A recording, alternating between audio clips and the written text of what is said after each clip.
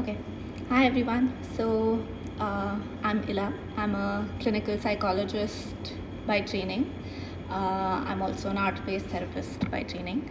And today I'm here with Spectra to talk about mental health in the times of pandemic. So today, as some of you or all of you may know, we're celebrating World Health Day. So this time during this pandemic, the theme for the World Health Day has been to appreciate and acknowledge the achievements of our nurses throughout the world. So we also acknowledge their importance and their contribution in making our lives better, especially during these times. And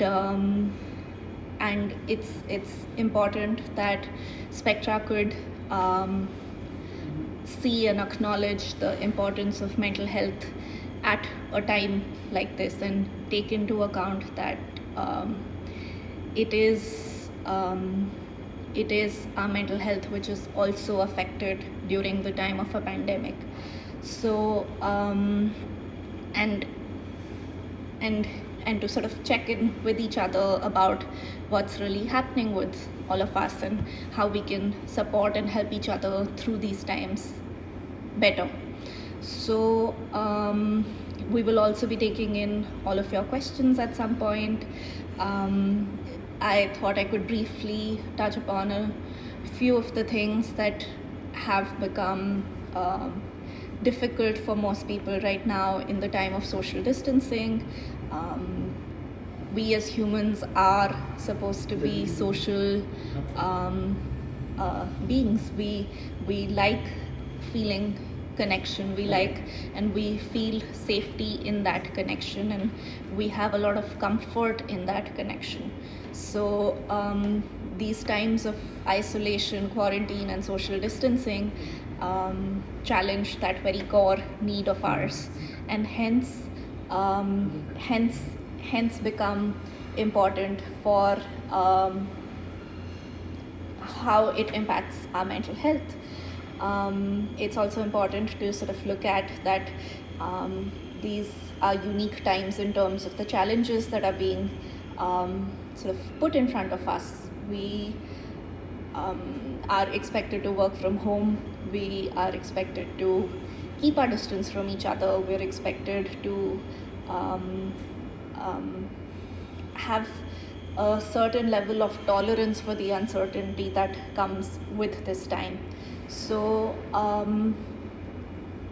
keeping that in mind, how do we keep hope? How do we make the most of being with our families, or for those who are living by themselves or with not too many other individuals at their home? How do we stay connected? How do we feel part of a larger dialogue? How do we feel part of a larger space, even though we're distanced from each other? So then we make use of initiatives like these, which Spectra has come up with, where we connect with each other, talk about these things, talk about what's really happening for us. And we look at how we can collectively make our lives better. And so a large part of the current times also means that there is a lot of emphasis on staying at home, and staying at home can be emotionally triggering, emotionally difficult for people for various reasons. It may be that we are in a home environment which is not conducive to our mental health, and those problems may be predating these pandemic times. Or it is possible that we are in a space where these issues have gotten exacerbated because we're in spaces where everyone is running low on their tolerance. So let's look at how we can sort of look at taking care of each other through this, and make ourselves be more connected with each other, and together make our lives better. So I think what's also happening, which we must talk about in terms of mental health, is that social distancing leads to a potential way of feeling isolated from each other. We often feel that we were not as connected with each other. So how can we look at building that connections with each other? So let's look at how we can virtually connect with each other, how we can use the power of technology, of the internet, to find ways of being connected with each other. And video chatting may be the most straightforward way of doing that. Another way, or how people are hosting larger groups of video chats, checking in with people that you've not had a conversation with for a while, people you've been friends with in school, people you've been friends with in college. It's now that we have the time, it's a great opportunity to sort of connect with them, find solace and comfort in connecting with each other. So that's how we reduce our isolation in these times that demand social distancing, right? So even though we have people available around us, maybe that looks like playing a game with somebody instead of doing video chatting. It may look like sharing a mobile game where you're playing with your friends, or it may look like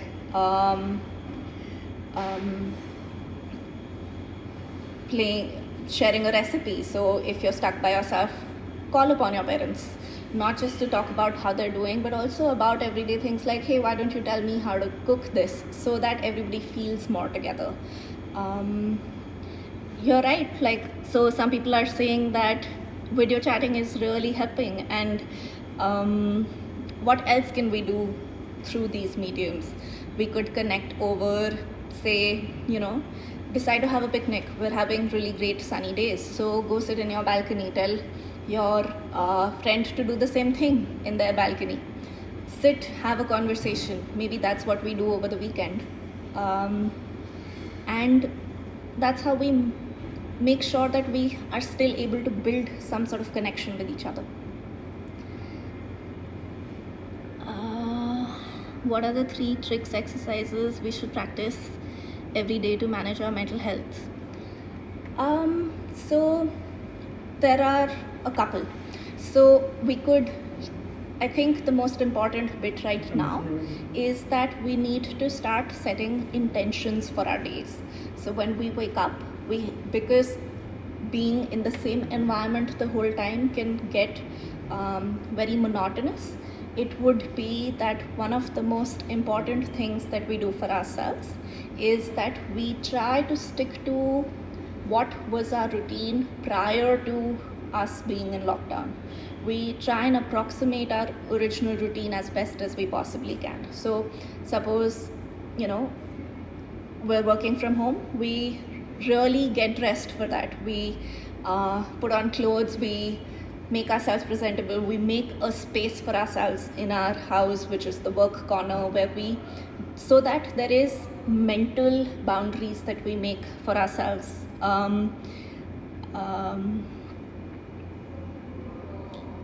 And along with that, also talk about how those routines end. So have end of work routines, have ways in which you put away your work equipment. So if you're using your laptops for work, close down the work tabs at the end of the day, right?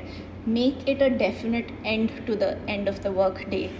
Get away from the corner that you created for yourself where you were working. Come to a different space and then spend that time there. Have purposefully add some bits of being connected with people. So figure out if you could have like a Saturday night or a Sunday night with the folks at your house right now. Those may be roommates, those may be parents, those may be spouses, those may be kids. Actually plan activities for that, so that the every day doesn't seem the same, right? You feel that there is a difference between your weekend and your weekday. Your work day is not the same as your weekend. How do you motivate to follow routines? So usually what I do for that is I set intentions for the day. I decide that probably about up to 3 things. So I say today I want to get these 3 things done definitely, and I put them visually. I have a whiteboard in my room, so I'll put it down and I'll say that, okay, these are the 3 things that I'm trying to achieve in today. And those act as big motivators for me to have routine, because when those 3 tasks are done, and they may not be very big tasks, maybe one of my tasks is that I want to do laundry today, right? Or it may be that I want to be able to finish the tasks that I have at work, and I break it down and I say, okay, I'm going to get these 2 tasks done out of that. Having visually put it there, at the end of the night, when at the end of the workday, when I tick that off, it gives me a sense of achievement, and that's the motivation that allows me to do the same thing again the next day, right? So those are some ways to motivate to have routines. If you are living with some another individual in the house, look at trying to build a collective routine. So sort of motivate each other that, we're going to wake up at 8 o'clock, and that's the final point. So if we have to get up at 8 o'clock, then we will make sure that we sleep, backtrack that to this many hours of sleep, and then I need to sleep by 11 or 12 maximum, because it's very difficult to keep track of the time if we're doing it by ourselves. How to deal with loneliness and the feeling of being unproductive even though working from home. So yes, working from home can be very isolating. So what we have to understand and what we have to recognize, that when we're working from a space which is not our house, the advantage in that, or the purpose that that serves for us, is that it allows us to create a barrier or a boundary between this is my personal life and this is my work life, right? When we're trying to do that at home and we're trying to work from home, we have to be more creative in making those boundaries for ourselves, right? That may be, as I said earlier, reflected in the sort of clothes that I wear to during the time that I'm working. It may be reflected in the area of the house that I spend time in. It may be reflected in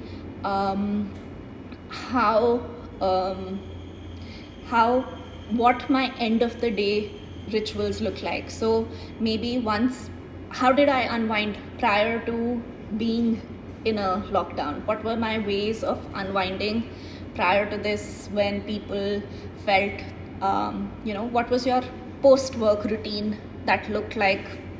What did that look like? So think about that and try and replicate that. That will help you create that boundary between work and home. How does one avoid triggers in these stressful times, especially if someone is grappling with PTSD? So, Ayushi, that's a great question. So, people who have pre-existing mental health conditions or have developed mental health conditions as a product of these times are definitely more vulnerable to and more easily triggered by certain aspects of our environment currently as compared to others. So when we say that something is stressful, what we need to understand that our body has, when we look at stress, our body has a stress response which works based on what is colloquially known as the flight or fight system. So every time that we feel threatened, we tend to engage in behaviors that scan the environment for that threat, right? And we're programmed for this. This is evolutionarily how we've sort of developed. So and PTSD also works on if I'm feeling threatened in a situation. So we need to deconstruct that thought process of me being threatened in that situation. So there are two things happening parallelly. There's something happening at a physiological level and there's something happening at a psychological level. So physiologically, when you feel more anxiety symptoms in terms of having palpitations, having difficulty in breathing, having diarrhea-like symptoms, having tremors in your hands or in your legs, look at consciously calming your body down. So for that, there's something called belly breathing or diaphragmatic breathing, where essentially what we do is we put one hand on our chest and one on our stomach, and we say that we're going to focus on breathing from our stomach and not from our chest, right? So that it's deep breathing and not shallow breathing. Do that slowly and gently so that your body feels calmer. Along with that, also look at how you would look at challenging your own thoughts. Look at, is it really a threatening situation? I know a lot of us are experiencing anticipatory anxiety, right? We get into a situation where we have a lot of hypothetical worry. What if this happens? What if the next thing is this? What does this situation mean? And that's triggering to us. So actively challenge those thoughts. And I often use this small sort of moniker for that. So it stands for THINK, THINK. T stands for true, H stands for helpful, I stands for inspiring, N stands for necessary, and K stands for kind. Is what I'm thinking true? Is it completely factually based? Is it something that's helpful to my current situation or making me feel more triggered than I would otherwise? Is it inspiring me to do better, or is it pulling me down? Is it necessary? Do I really need to engage with this thought right now, or can I postpone it for later? Am I, most importantly, am I being kind to myself and those in my environment? And that would help you relook at some of the thoughts that you're having. I hope that helps. I'm gonna have to scroll. I missed quite a few things in between. Ayushi, I hope that helps. 3 things that can be done every day to help a better work-life balance. So I would say the same thing. Create a boundary between your work life and your personal life. Make sure that those are physical boundaries in terms of creating different spaces for both, in terms of potentially not using the same browser for both. So if you have a lot of work tabs, close it at the end of the day, then open if you want to watch a movie, right? The third thing I would say is look at some sort of things that help you feel better, that make you feel calmer, and that can be different things for different people. It could be just a simple act of like the breathing exercise that we just talked about. It could be engaging in watching the sort of genre of movies that you enjoy. It could be I feel relaxed if I have a conversation with my best friends, so doing that is something that's that helps me have a work-life balance, because I use that as a end of the work day ritual, that okay, now my work day is over, I can entertain myself with more personal conversations. So think of how you would create that boundary between very clearly defining this as my work time and my workspace and my work behavior versus this being my personal life, my personal space and my personal behavior.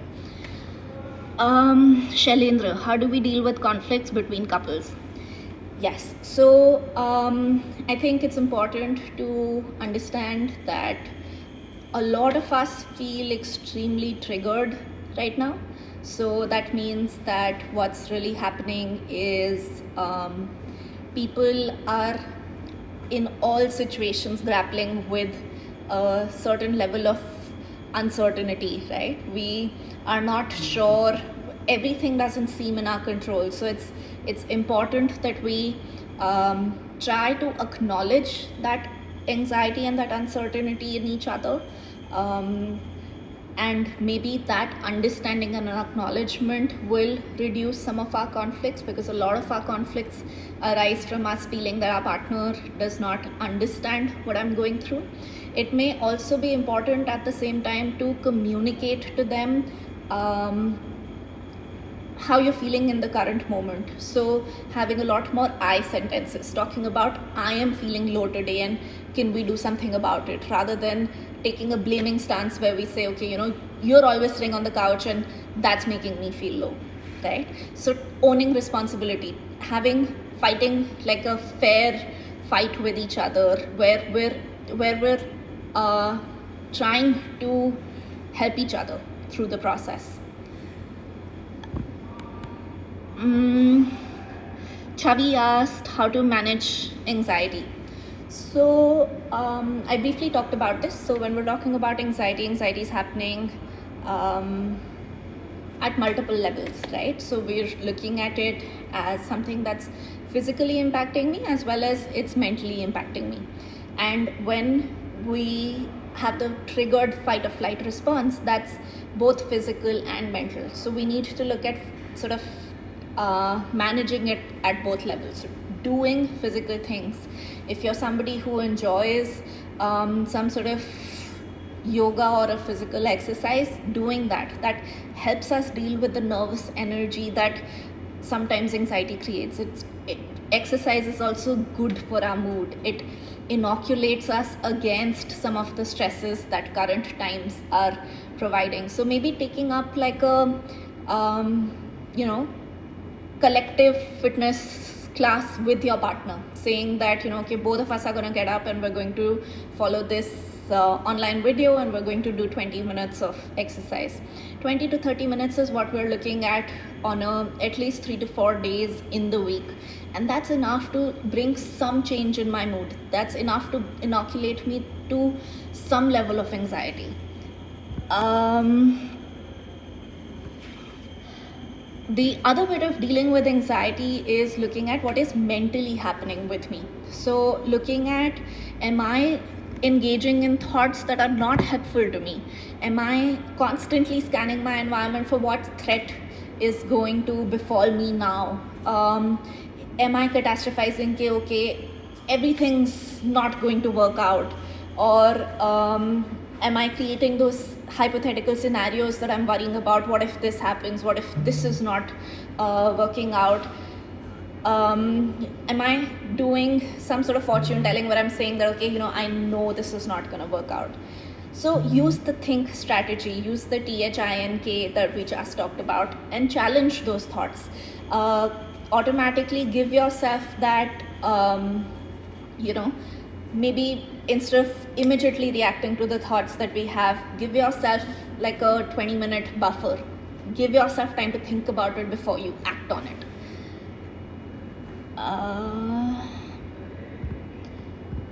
Anusha asked how to deal with long working hours and the bouts of anxiety.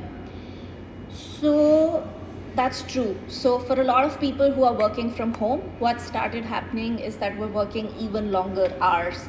Some of it may be based on productivity. So some of us may feel that we're not as productive when we're working from home. Hence, we need to put in longer hours to achieve the same amount of work. Some of us may also be working longer because we're not able to find something else to do with that time, or we're not able to create that boundary between work life and home life, right? So, and all of these would be impacted differently. So if I feel that my productivity has gone down, then I would suggest looking at some sort of structured sort of approach to what's happening with my productivity. So can I look at doing short bursts of productive work and then taking a brief break and then doing short bursts of productive work again, as opposed to me doing some work and then taking a break, and that break getting so prolonged that then I need to compensate for that with another couple of hours even beyond my work time, right? So look at the things that are not fitting into your work structure right now. What did your work structure look like prior to this? And what is it that we've sort of, let go of with this working from home scenario, and correct for that.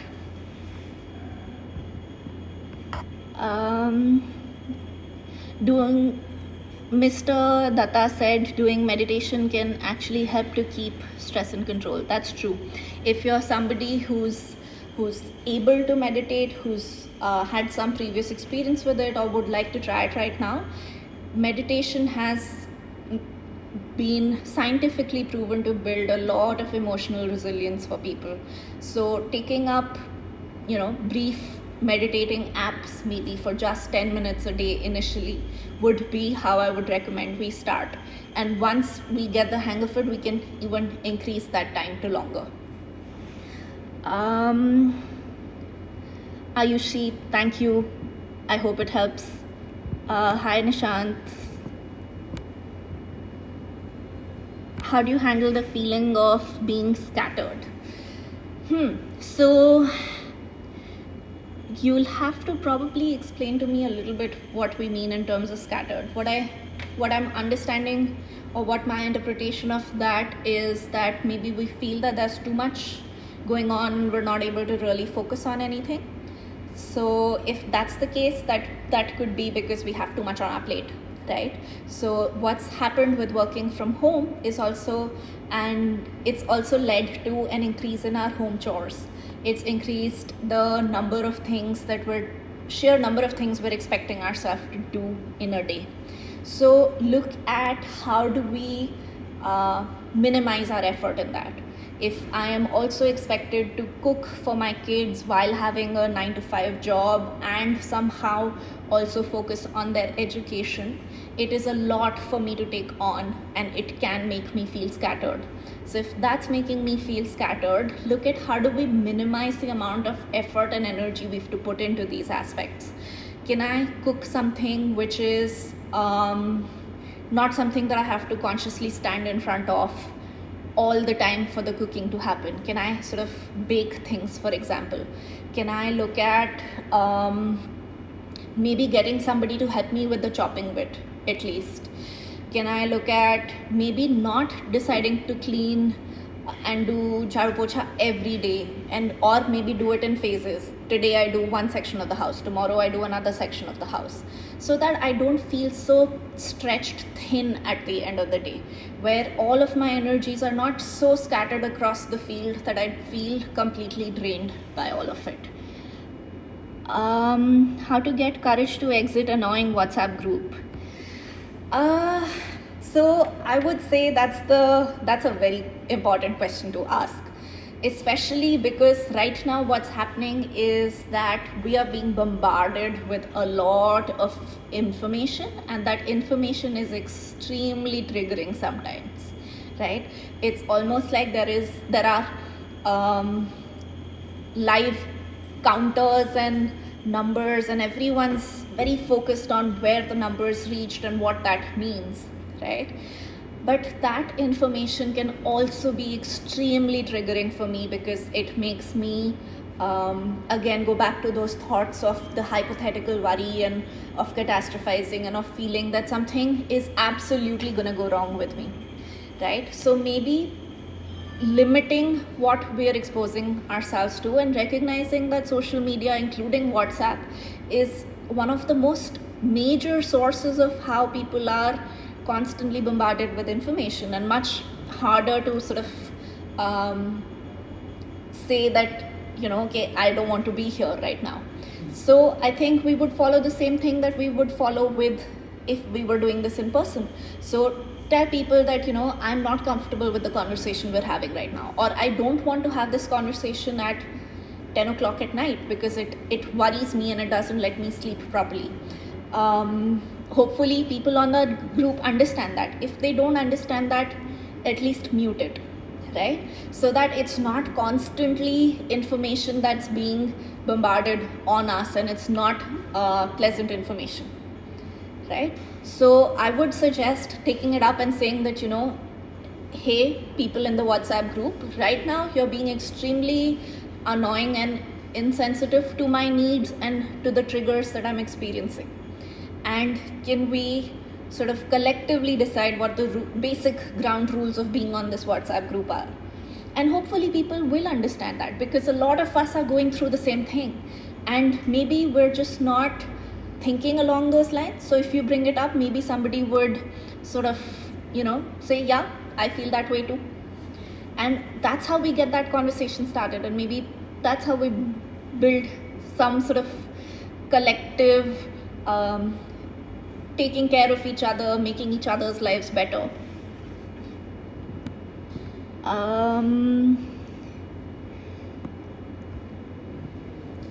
Ashutosh has asked, worklessness in case of businessmen is bothering the sleep at night. What could be done these days? So yes, it has led to a disruption in the sort of life that we've been living so far, right? When it leads to that sort of disruption, what that does is it doesn't allow us to feel as satisfied at night. So there is still a lot going on in our mind when we go to sleep. We're not adequately mentally and physically tired. So some of the things that I would recommend for businessmen is that take up at least some time of 20 to 30 minutes of physical exercise in the day. What that would do is it would start tiring your body out, because otherwise we've essentially not done too much physical in the day.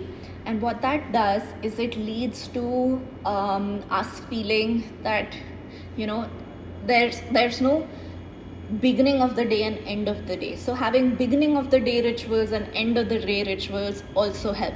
If I'm somebody who is not usually somebody who gets into changing my clothes at night, do that right now. It primes my brain. It gives it the suggestion that now it's time for me to go to sleep. Avoid sleeping in the day because of worklessness. A lot of times people are filling that time with sleeping. If I'm sleeping in the day, I would not be able to get good quality sleep at night.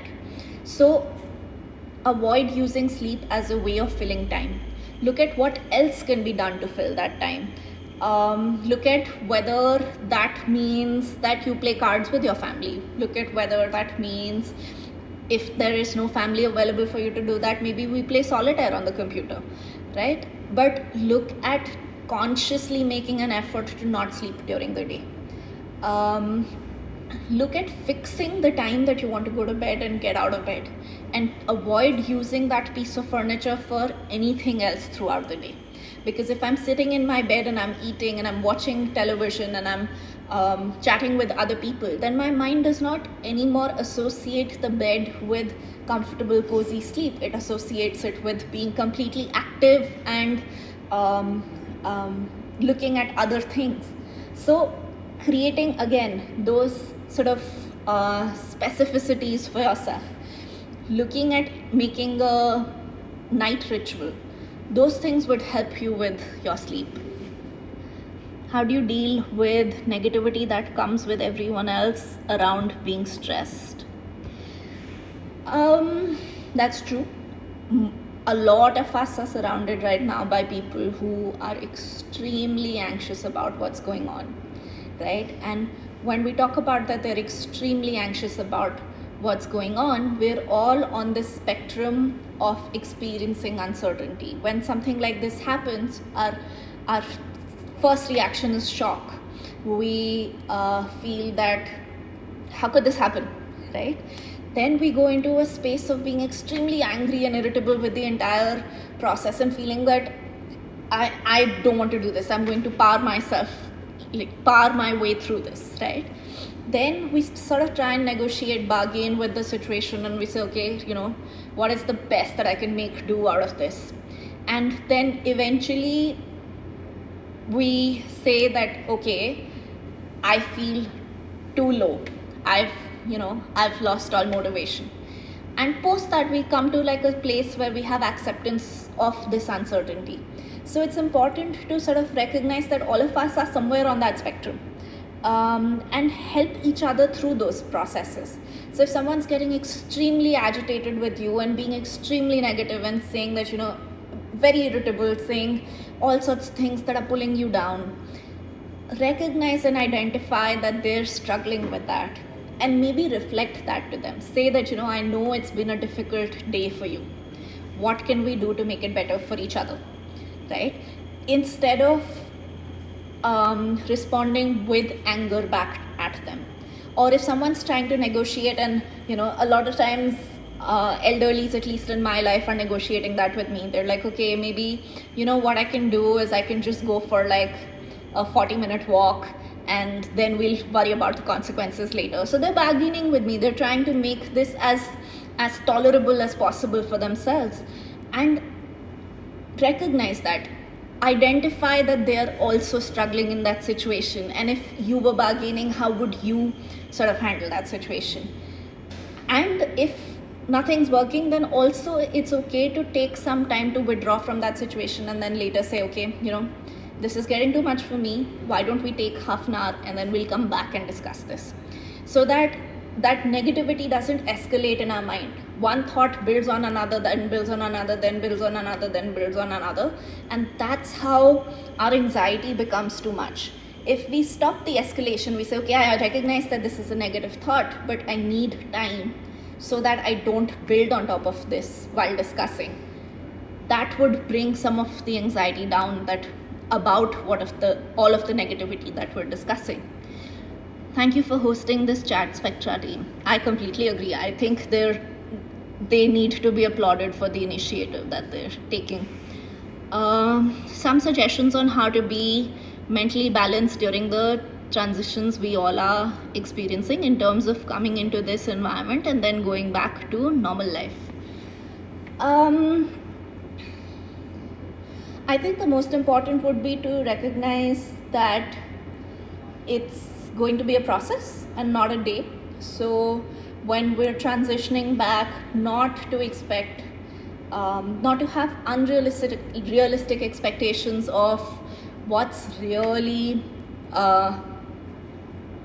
what is it going to look like post these times, right? Not trying to future predict, not trying to tell ourselves that we know definitely this is how we'd like it to be.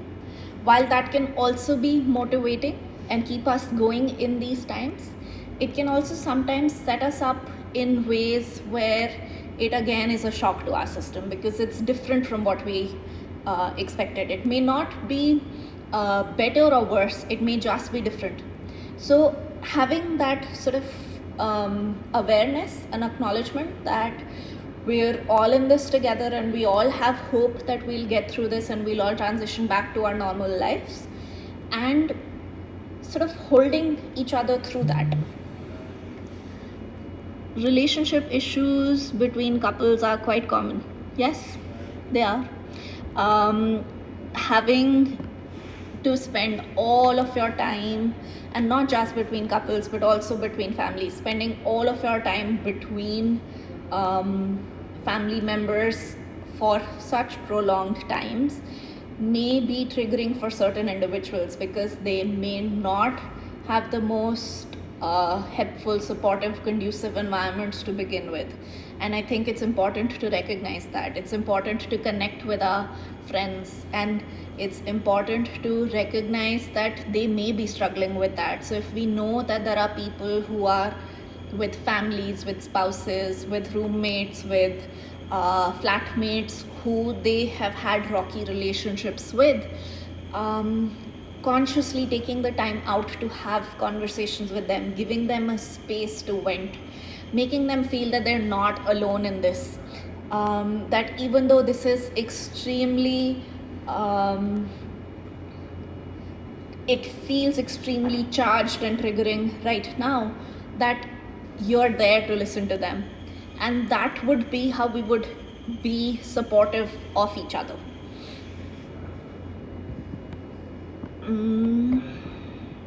What if we get used to the current lifestyle and cannot cope up in the future? Will it not be very scary if we happen to like this confinement? Sure, but if we liked it, we wouldn't necessarily call it confinement, right? So there would be a difference in how we'd perceive this situation to be for ourselves. And it's possible that when we get out of this space, some may decide that some aspects of what happened in the last couple of days with them work better for them. So then we look at how do we make those part of our regular routines as opposed to something that is part of the isolation or the social distancing sort of framework, right? So if post this sort of current lifestyle, I realize that I feel benefited from, or I feel that there is benefit in me having some alone time during some part of the day, then it may be important and it may be beneficial to me to make that part of my routine when we get out of our current lifestyle, right? So then it would stop being a confinement. Then we would sort of be free to look at how we shape the rest of it and what we adopt out of this experience into that experience.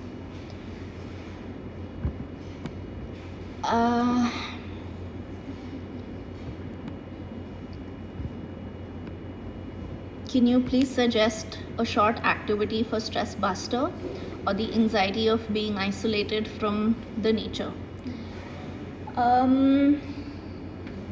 So depends. Do you have some access to an outside space, even if that's just access to a window?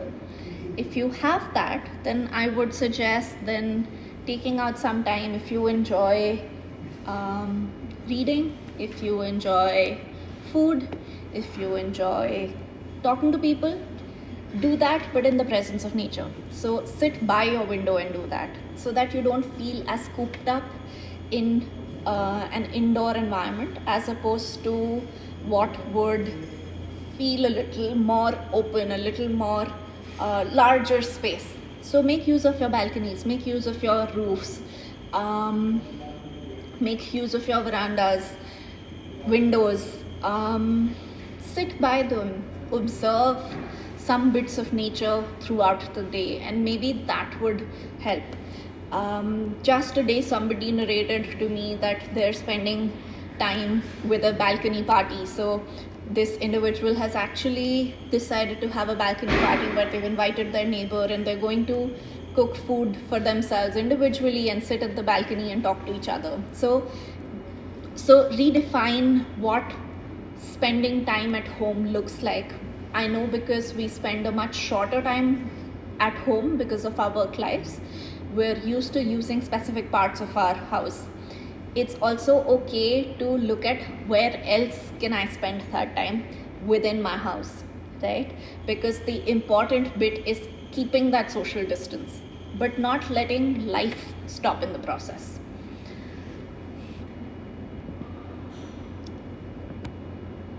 So actually, to answer your question, what would be a short activity that we could do which would help us feel more close to nature?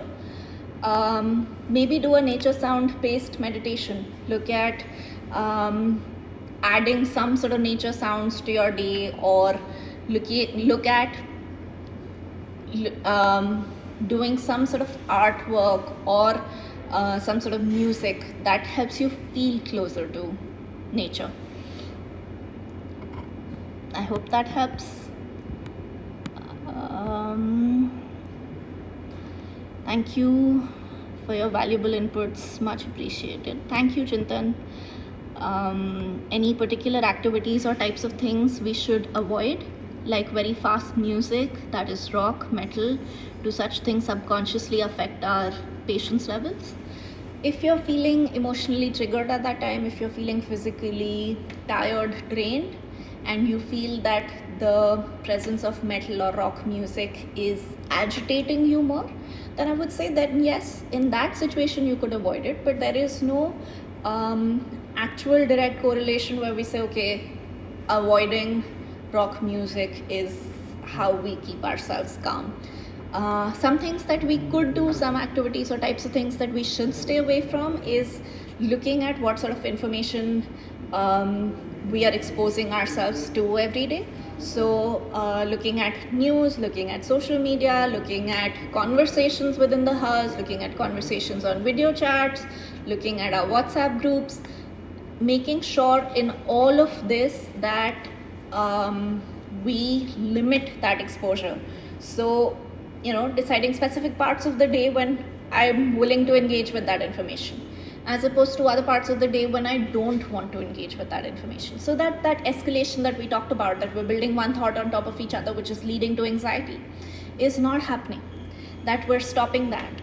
Maybe deciding that, 2 to 3 hours prior to my bedtime, I'm not going to engage with such information or such conversations or such dialogue, so that it's not something that unsettles me prior to my sleep time, right? Those would be the sort of things I would say we need to stay away from. Falling into a rut, feeling when we feel this sense of hopelessness, consciously reaching out to people and saying that, hey, I'm feeling extremely low on my motivation today, and I'm reaching out to you, and making it a collective responsibility would be one more thing that we can do. Engaging in watching movies all night would be something that I would say we shouldn't do, because that again can have an effect on our sleep, which has an impact on our mood and our anxiety. So those would be the sort of basic things that we could avoid, which would affect our anxiety, our patience levels, our mental health.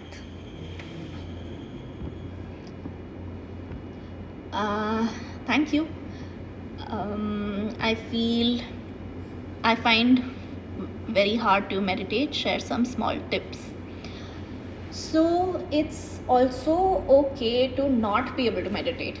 Meditation is like every other skill. It's a skill. It's something that some people are naturally able to, some people who are not able to, and with practice they get better at it, and some just don't take to it. In that situation, I would say, instead of meditating, look at doing breath work. Find yourself a video on just breath work. Coming from the land of yoga, we have so many breathing exercises, so many breathing techniques just in yoga. So look at how we can use that as a way of calming ourselves down. It doesn't necessarily have to be meditation. It could just be engaging with breath work mindfully. It could just be looking at engaging with art mindfully. Whatever helps you feel calmer. I hope that helps, Harsheen.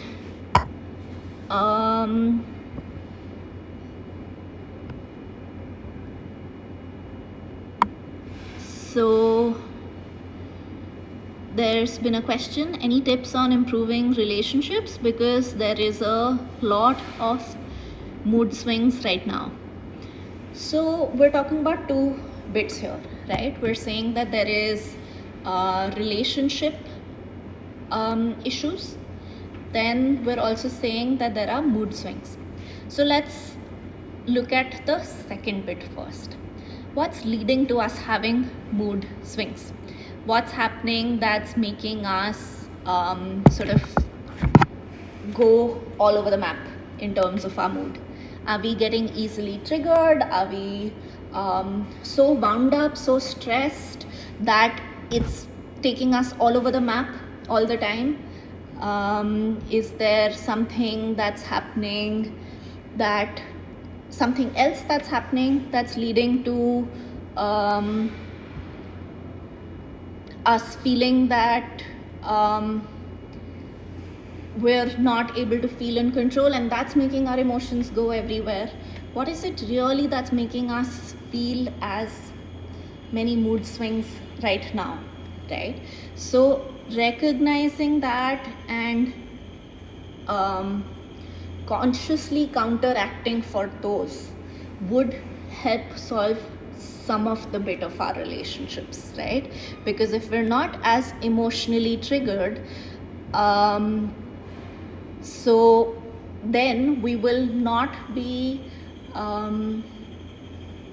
that quick in snapping at each other, in judging each other, in not being able to keep our cool while talking to each other.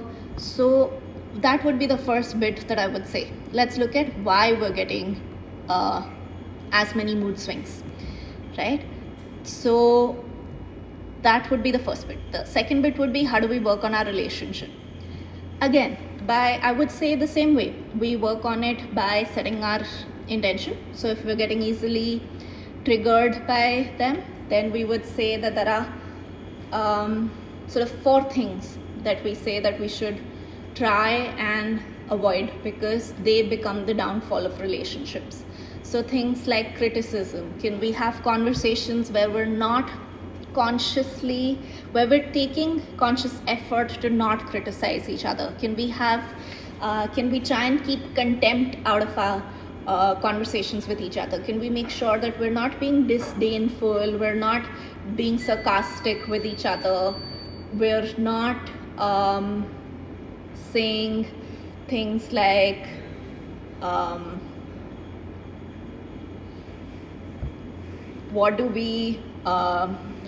we're being straightforward in our conversation. We're not being defensive. If someone is bringing something to the plate where they're saying that, we would like to be able to, discuss these things that are happening between you and I, can we take an open stand and not a defensive stand, and look at if that improves our conversation? And most importantly, because we're living at home with each other a lot of these times, can we avoid stonewalling? Can we avoid saying things where we're purposely just creating walls around us and not responding to each other? Because blocking each other out is also a passive aggressive way of disconnecting with each other, right? So if we are able to avoid these 4 things, we'll be able to nurture better relationships, better connection with each other. So I hope Shashadri Mitra, that helps. Is social media a good way to distract ourselves during this time, or should that be kept in check as well? Tejasvika, that's sort of like so social media right now is sort of like a double-edged sword, in the sense that it can also expose us to a lot of information that gives us a lot of anxiety. It can also be something that calms us down because it distracts us.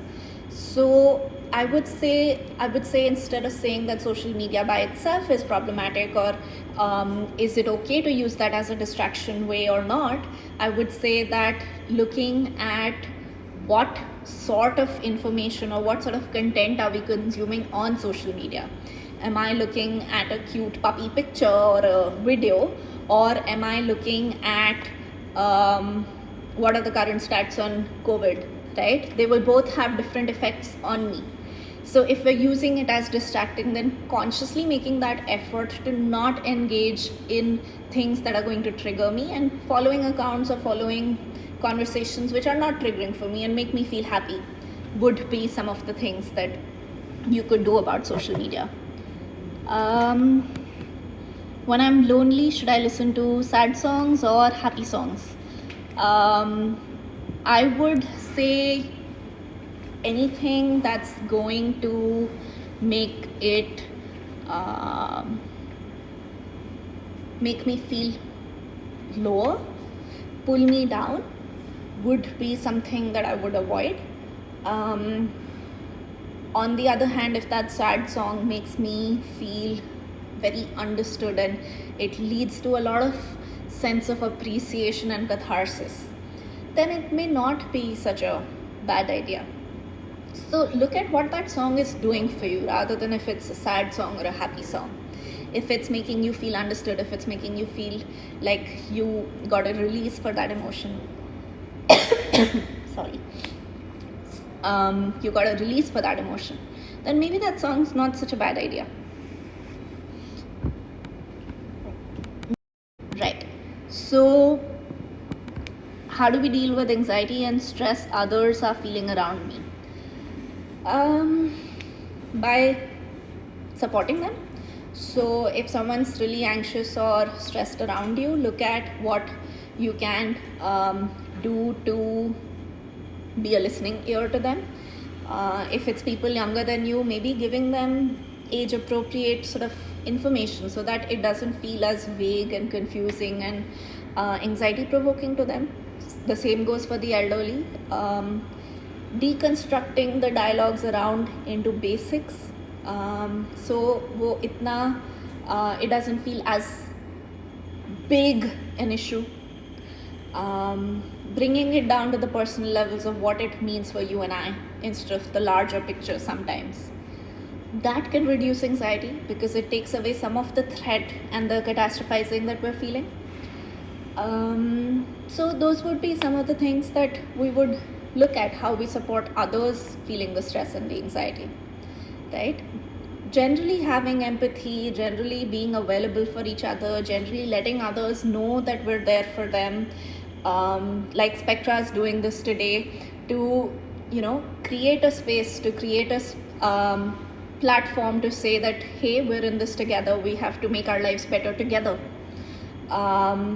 And there is importance in that. That's how we sort of carry each other through this. That's how we have more conversations around this. So I know we're sort of running short of time right now, and some of your questions have not been answered. So what I would say is that you can get in touch with Spectra, you can get in touch with Sukoon Health, you can get in touch with me. My name is Ila Kulshresht. My Instagram handle is Ila_Kulshresht. Sukoon Health, the organization that I work for, get in touch with us, send us messages. We will try our best to help you. And hopefully some of what we discussed today has been great for at least addressing some of the anxieties that we're going through right now and how we deal with those anxieties. At Spectra, one of the most important value that they always talk about is making life better, and that's what we're trying to do for each other in this difficult time. So hopefully some of this helps you, some of this helps people that you talk to, and some of it can be something that we all implement together, right? And we get through this as safely and as collectively as possible, right? Because the important bit in all of this is that when you're staying at home, you're actually doing service for the society right now, and it's important to remember your contribution to this. It's important to remember that it is the best thing that I can do right now for the society, and that heroes stay home. And having this conversation with others, taking it up with others, checking in on them, that's how we would collectively take care of each other and move beyond from this. So I'd just like to take this opportunity to thank Spectra, thank Sukoon Health, thank all of you for being such great and involved participants and listeners, and really sharing all of those concerns with us. And I hope all of this helps. Please take care. Best of luck.